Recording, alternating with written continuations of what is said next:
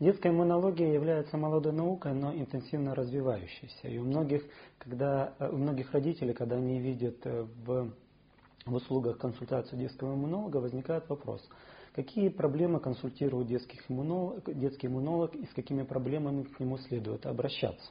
Если мы говорим о тех проблемах, которые необходимы для рассмотрения детским иммунологом, то в первую очередь родители должны обращаться с детьми, которые часто болеют, но не просто часто болеют, а болеют более тяжелыми формами болезнями, какими-то респираторными заболеваниями, то, что называется обычно простудными заболеваниями, которые заканчиваются осложнениями в виде отитов, пневмонии или, возможно, других каких-то серьезными болезнями.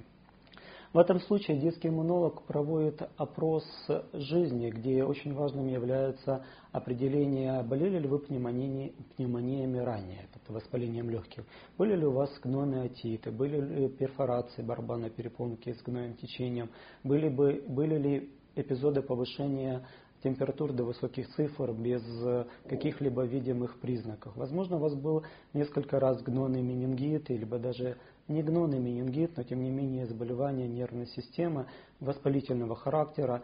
В данном случае детский иммунолог осматривает ребенка, определяет наличие лимфатических узлов, определяет наличие миндалин, назначает определенные анализы и начинает, как правило, с определения состояния иммунной системы с так называемого самого обыкновенного общего анализа крови.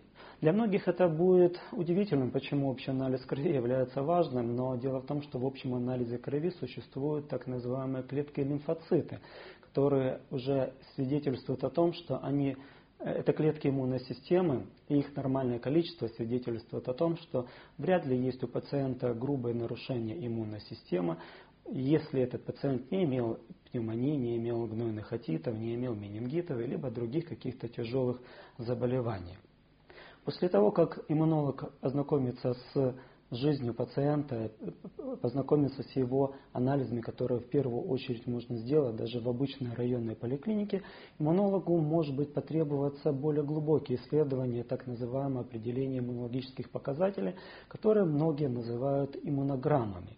Иммунограммы бывают разные. Дело в том, что в иммунограмме определяются разные показатели. Даже в обычной иммунограмме не все показатели часто нужны для того, чтобы определить иммунитет у ребенка, какой иммунитет, либо же какие звенья иммунной системы повреждены. Иногда необходимо определение очень специфических показателей иммунной системы для того, чтобы сказать, есть у вас ли данный иммунодефицит или нет, есть ли данная поломка иммунной системы или нет. Потому что обычные иммунограммы могут показать норму, и только уже грамотный врач-иммунолог может сказать, вы знаете, у вас при данной патологии необходимо определять очень специфический показатель, который, к сожалению, например, в Украине проводится исключительно в нескольких лабораториях. Но это должен сделать врач.